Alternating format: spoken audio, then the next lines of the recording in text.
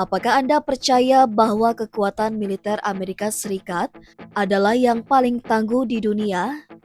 Ya, banyak yang berpikir begitu. Tapi bagaimana jika saya katakan bahwa perang Iran-Israel justru membongkar kelemahan tersembunyi di jantung industri pertahanan Amerika sendiri?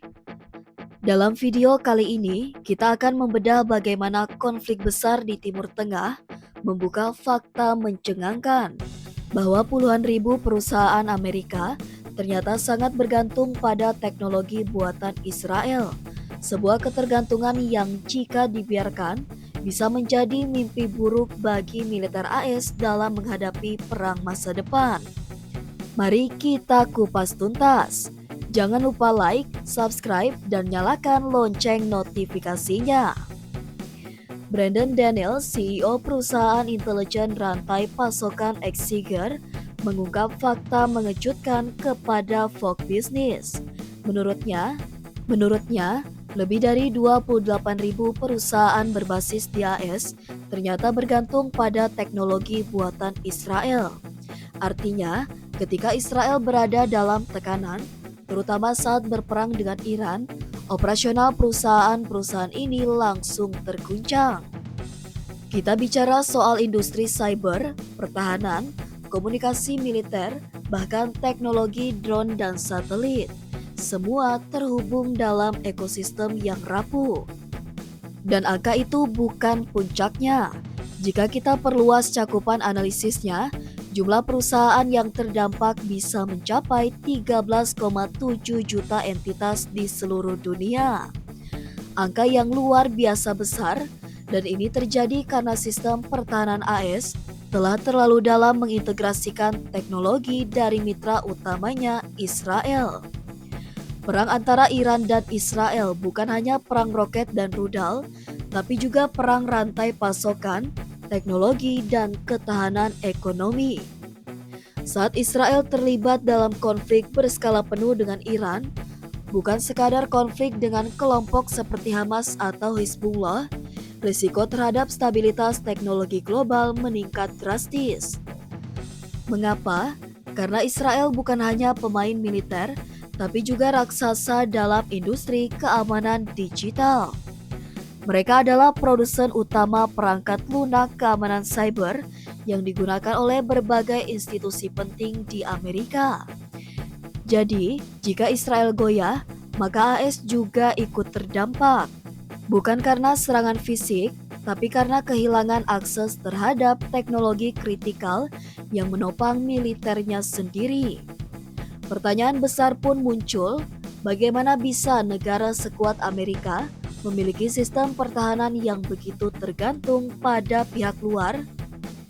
Brandon Daniels menjelaskan, jika konflik Iran-Israel meluas, maka AS harus merancang ulang seluruh sistem rantai pasokannya, termasuk untuk program jet siluman B-2 yang membutuhkan mineral langka dan magnet khusus. Sebagian besar diproses atau dikembangkan di luar negeri, termasuk di Timur Tengah. Ini bukan sekadar masalah teknis, ini adalah masalah strategis nasional. Karena dalam perang modern, siapa yang bisa bertindak cepat, memproduksi senjata sendiri, dan tidak bergantung pada pihak lain, dialah yang punya peluang menang lebih besar. Sebenarnya, tanda-tanda kerentanan ini sudah muncul sejak awal perang antara Israel dan Hamas pada Oktober 2023. Namun, saat konflik meningkat dan Iran ikut masuk ke medan perang, dampaknya menjadi jauh lebih besar dan lebih nyata. Daniels menyebutnya sebagai penghentian operasional yang bisa meluas ke skala nasional. Bayangkan jika konflik terus berlanjut, dan misalnya pasokan komponen penting terganggu selama berminggu-minggu. Apa yang akan terjadi pada sistem radar milik Pentagon atau pada pasokan chip untuk drone tempur? Situasi ini memaksa Amerika untuk mulai berpikir ulang, bukan tentang rantai pasokan minggu depan, tapi 6 bulan hingga 6 tahun ke depan. Daniels menyarankan satu solusi kunci. Jadikan rantai pasokan sebagai senjata. Bagaimana caranya? Pertama, Petakan seluruh jalur produksi, mulai dari bahan mentah, pabrik, vendor, hingga sistem distribusi. Kedua, integrasikan semua pemasok ke dalam platform keterlibatan yang memungkinkan komunikasi real-time dan strategi reaksi cepat. Ketiga, hapus regulasi yang tidak perlu agar produksi dalam negeri bisa lebih fleksibel dan efisien.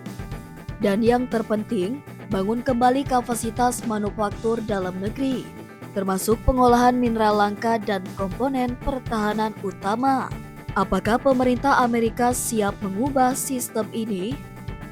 Menurut Daniels, NDEA atau Undang-Undang Otorisasi Pertahanan Nasional untuk tahun 2026 kemungkinan besar akan lebih fokus pada visibilitas rantai pasokan.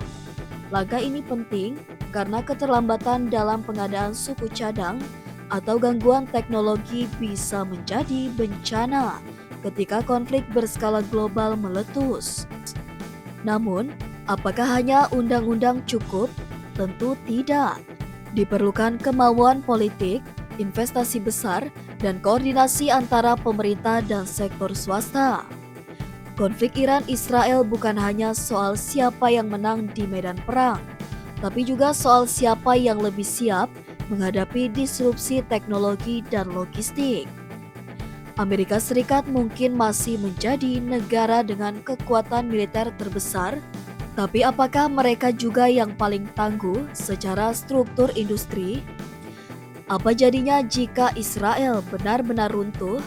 Apakah 28.000 perusahaan di AS akan ikut lumpuh? Pertanyaan-pertanyaan ini tidak lagi bersifat hipotetis. Mereka adalah alarm keras yang menggema dari Timur Tengah hingga Washington DC.